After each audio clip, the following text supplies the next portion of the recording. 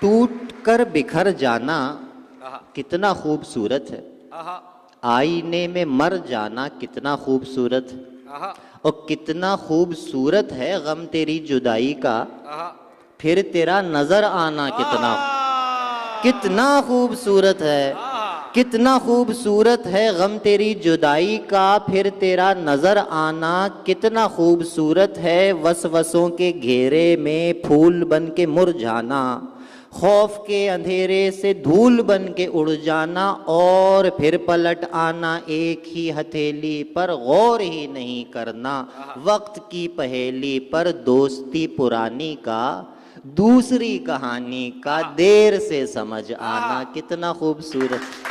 बहुत अच्छा भाई, हमारे इकबाल के लिए भरपूर तालियां होनी चाहिए।